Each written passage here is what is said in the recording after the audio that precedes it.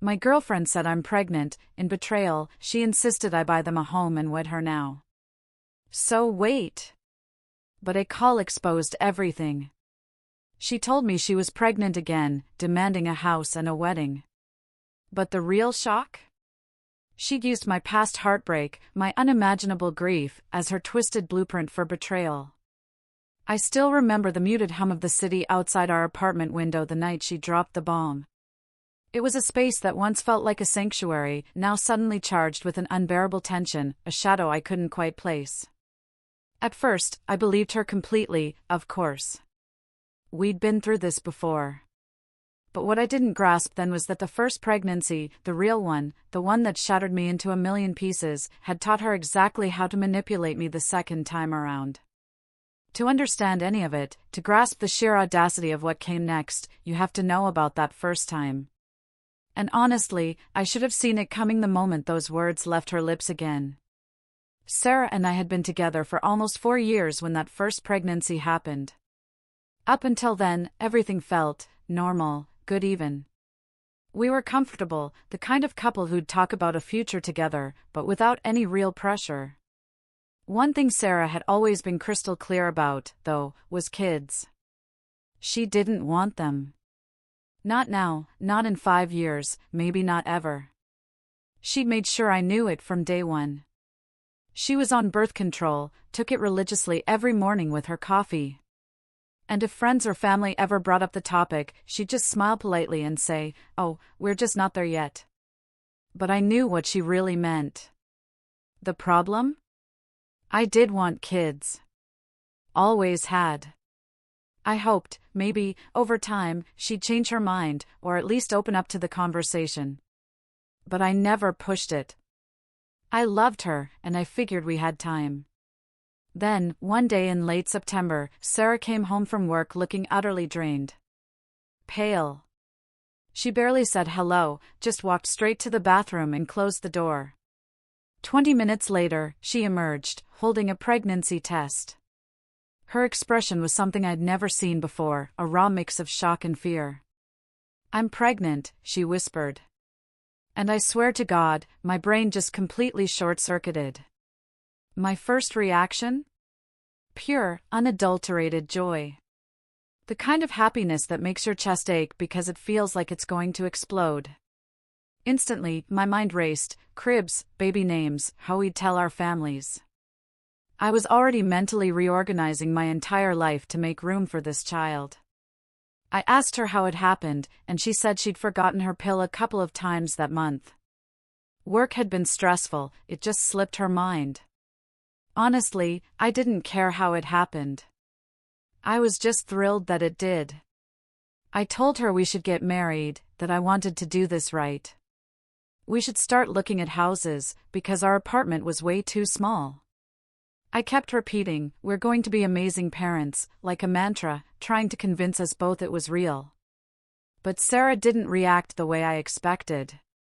No tears of joy, no laughter, not even a smile. She just looked utterly exhausted. "I need some time to process this," she said, and then went to bed at 7 in the evening. Over the next few days, I was on cloud 9. I started researching baby gear, devouring online real estate listings, even called my mom to tell her she was going to be a grandmother. But Sarah was completely different. Distant. Quiet. Almost like she was a ghost moving through the apartment. Every time I tried to talk about the pregnancy, she'd give me one-word answers or change the subject. I told myself it was just fear, a normal reaction to an unplanned pregnancy. I tried to be supportive, to give her space. But deep down, this weird, unshakable tension started to build between us, something I couldn't explain. Then, about 2 weeks after we found out, Sarah started bleeding. At first, she thought it was normal, something about spotting in early pregnancy. But it got worse throughout the day. By that night, we were in the emergency room. The doctor did an ultrasound, and I will never forget the look on his face when he turned the screen away from us. Very gently, he said, "I'm sorry, but there's no heartbeat." Just like that, it was over.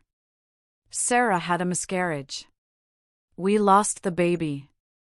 I felt like someone had reached into my chest and ripped out everything that mattered. I cried in that hospital room. I'm not ashamed to say it.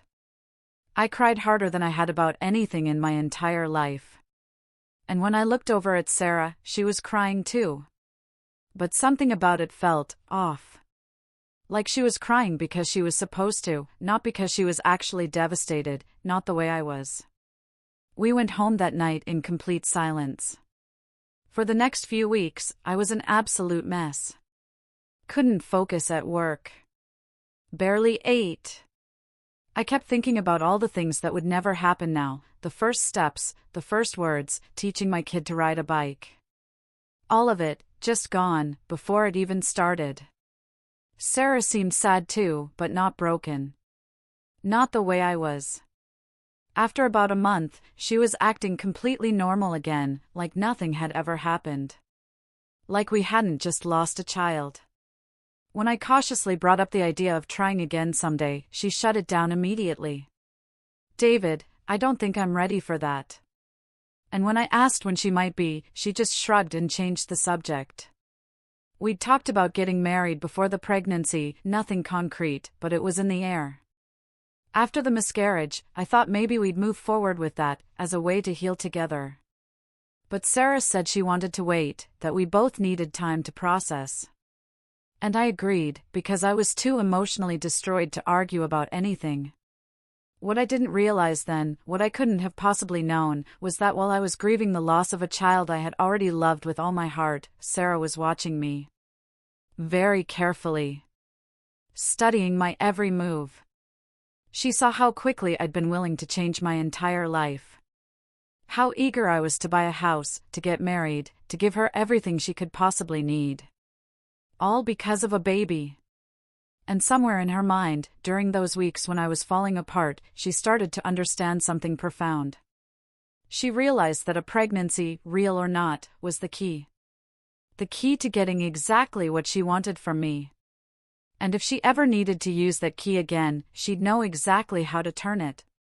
I spent months trying to rebuild myself after that loss, going to therapy, talking to friends, doing everything I could to move forward and find some peace.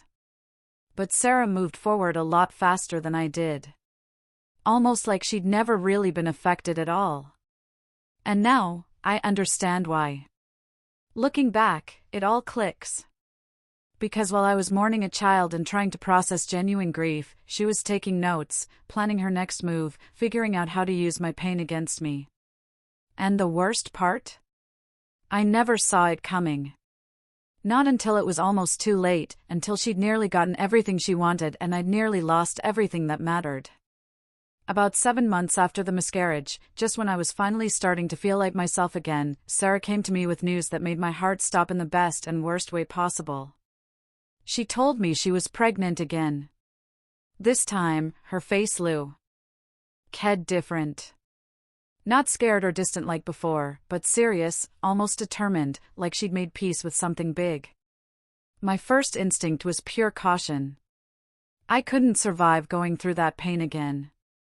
But when I looked into her eyes and saw what I thought were tears of genuine emotion, all my defenses crumbled. I let myself believe that maybe, just maybe, we were getting a second chance at this. I asked her if she was sure, and she nodded. Said she'd taken 3 tests over the past week, and they were all positive. When I asked how it happened, she told me she'd been thinking a lot about what we lost, and realized she didn't want to live with regret. So, she'd stopped taking her birth control a few months ago without telling me. She wanted it to be a surprise. I should have questioned that right then. I should have asked why she'd keep something that huge from me, especially after everything we'd been through.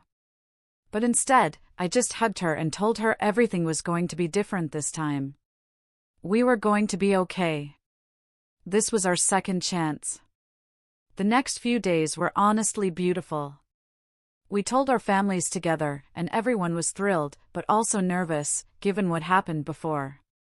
And Sarah seemed more engaged this time, more present. Like she was actually excited about becoming a mother, instead of terrified. But then things started to shift in a way I didn't expect.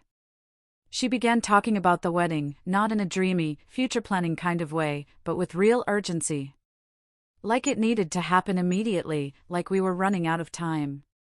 She kept saying a baby needs stability, that she needed to know we were truly committed. When I agreed we should start planning, she pushed for a date within the next 2 months. Insanely rushed, it felt.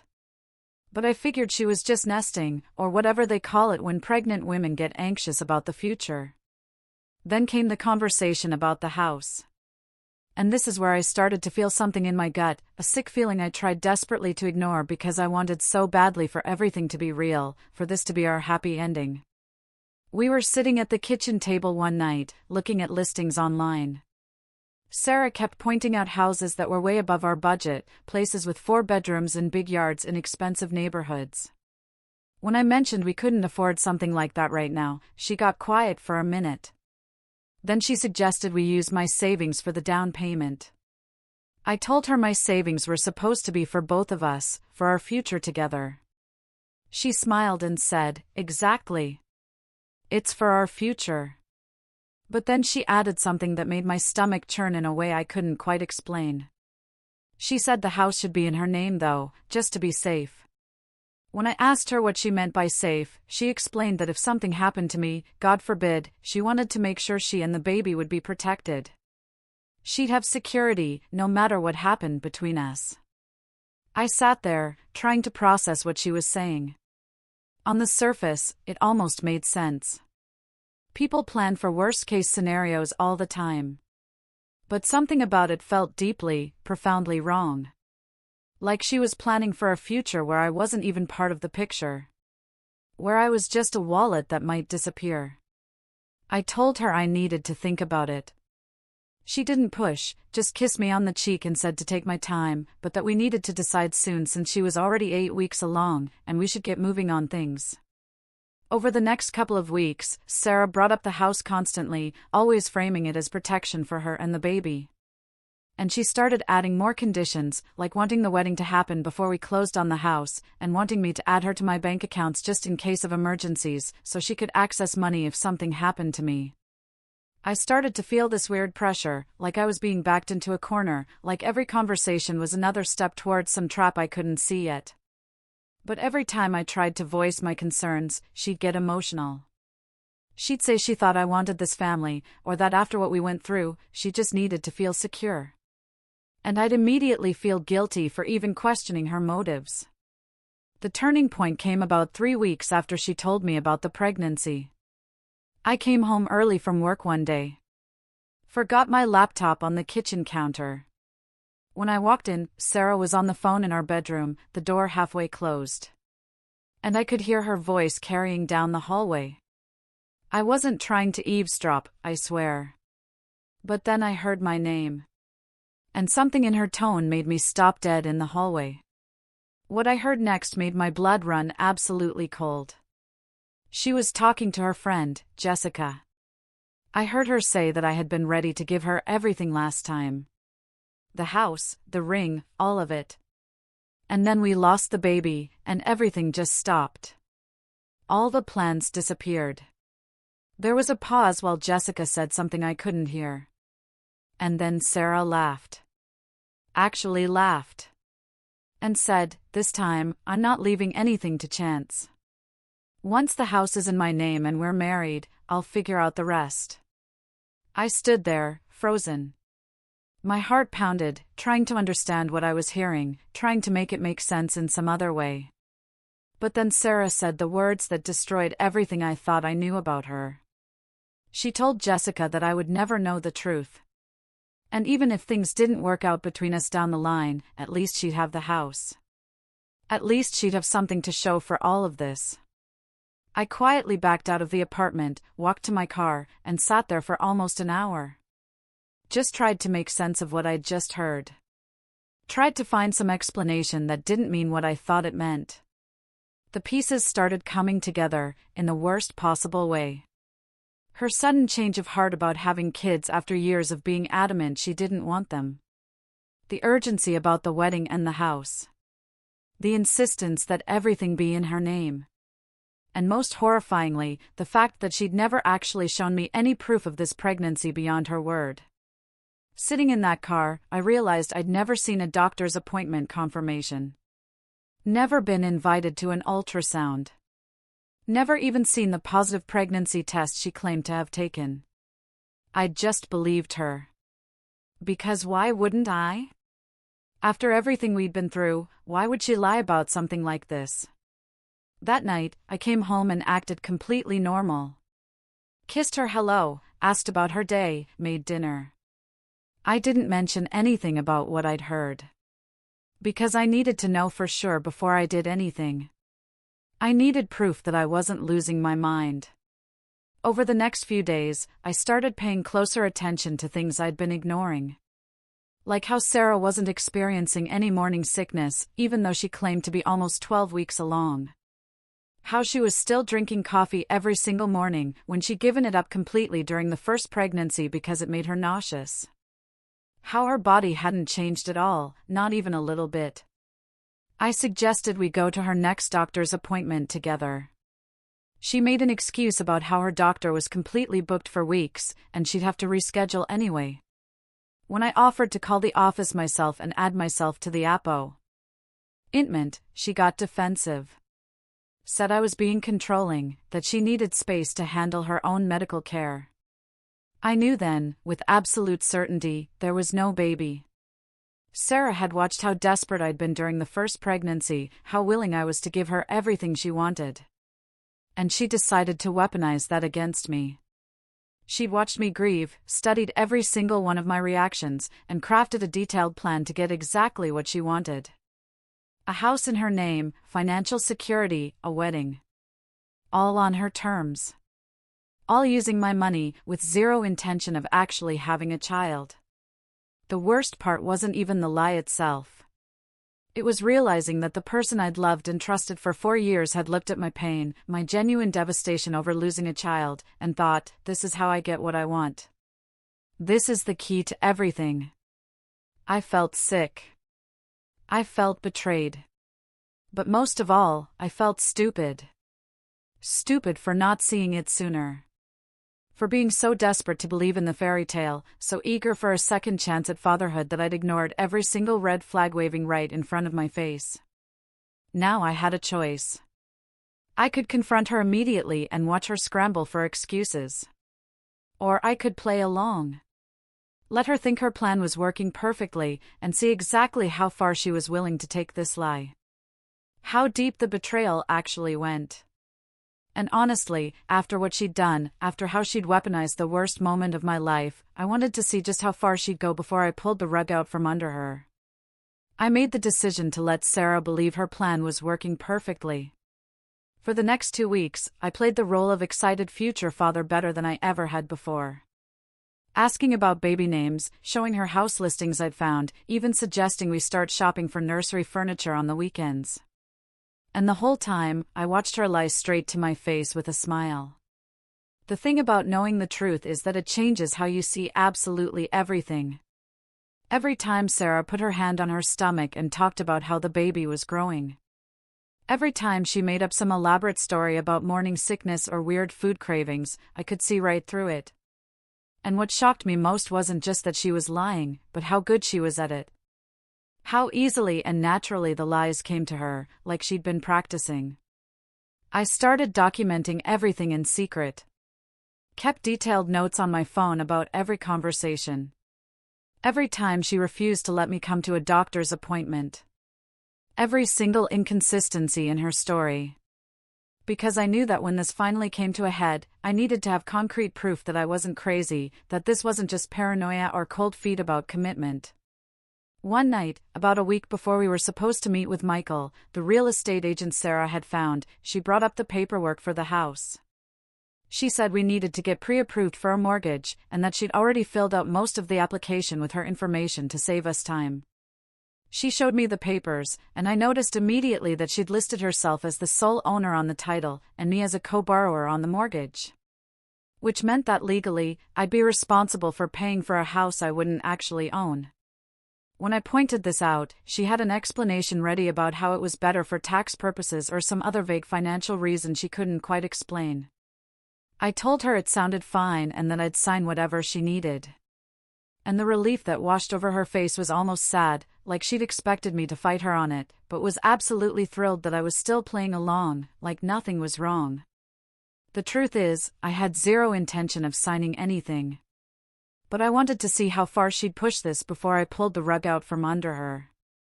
I wanted to watch her walk right up to the finish line before I showed her it was never real. A few days later, Sarah suggested we meet with Michael to discuss our options and timeline. I agreed immediately, even offered to take the afternoon off work so we could do it together, which seemed to make her genuinely happy. Like everything was finally falling into place. The morning of the meeting, I went to my bank and spoke with someone about my accounts. I didn't move any money or close anything, because I didn't want to tip her off. But I wanted to understand exactly what would happen if Sarah somehow got access to my savings. The banker assured me that without my explicit written consent and signature, she couldn't touch a single dollar. That gave me some much-needed peace of mind. When I got to Michael's office that afternoon, Sarah was already there, sitting in the waiting area with a folder full of printouts and notes and paint samples. She looked more excited than I'd seen her in months.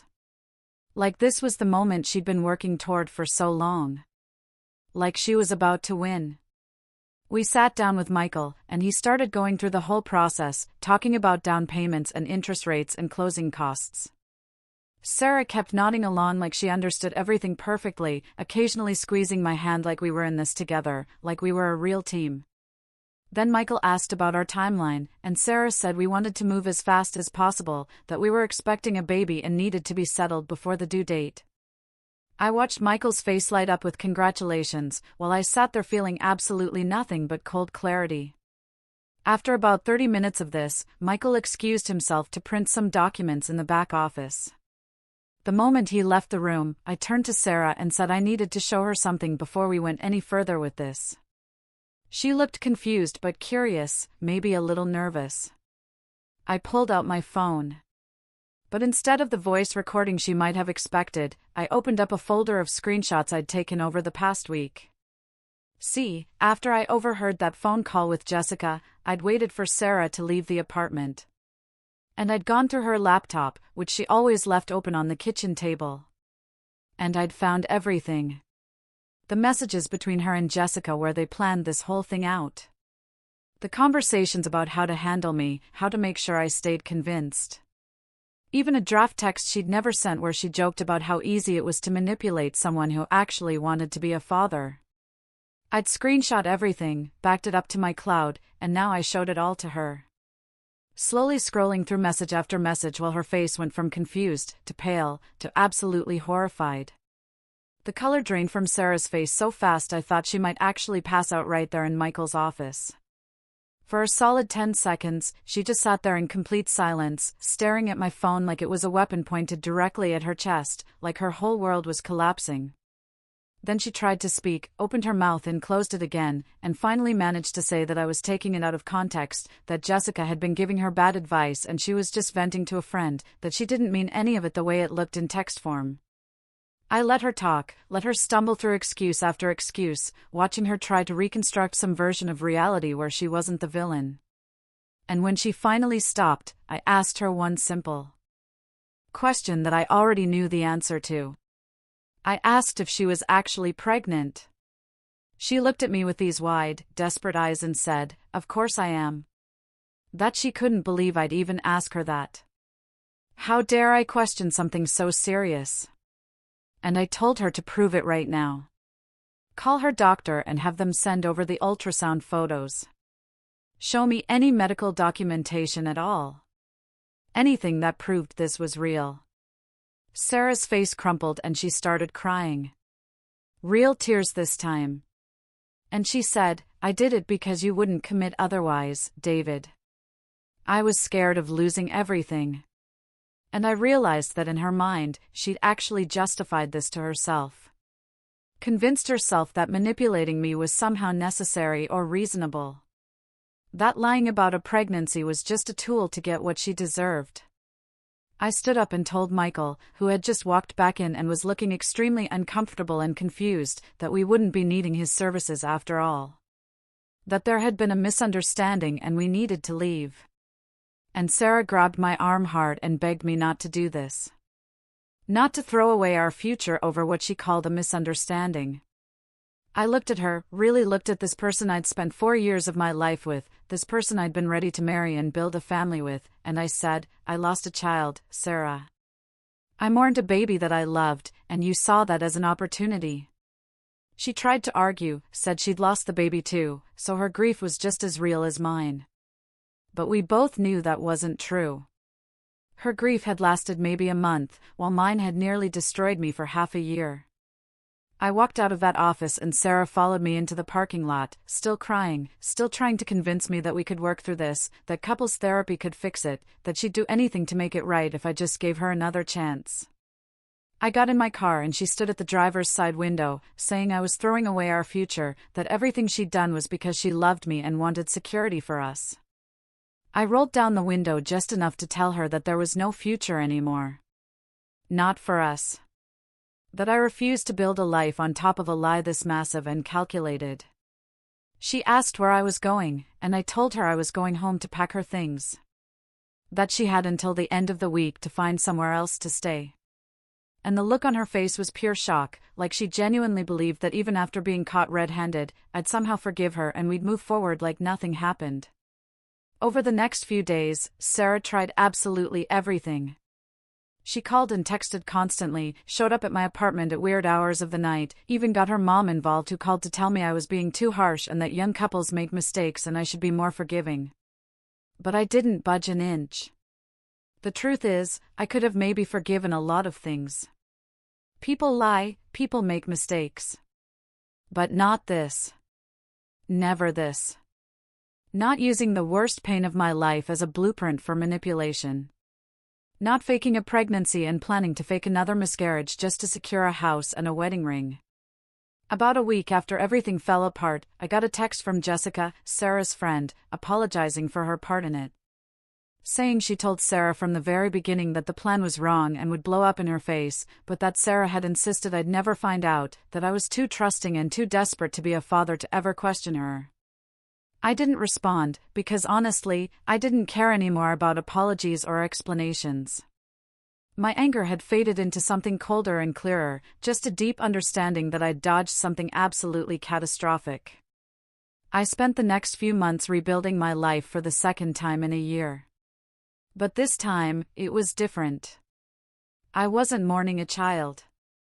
I was mourning the person I'd thought Sarah was, and accepting that she'd never actually existed. That the woman I'd loved had always been partially a fiction. Looking back now, I'm genuinely grateful I overheard that phone call with Jessica. Grateful I went through her messages. Grateful I didn't sign those papers.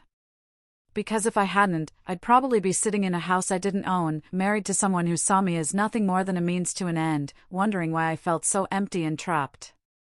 And the scariest part is I would have never known why. I would have spent years trying to fix something that was broken from the very beginning. It still chills me to think about what I almost lost, and what she was truly capable of. If you've ever experienced a betrayal this deep, or seen someone manipulate a situation so cruelly, I want to hear about it. What would you have done in my shoes? Let me know your thoughts in the comments below.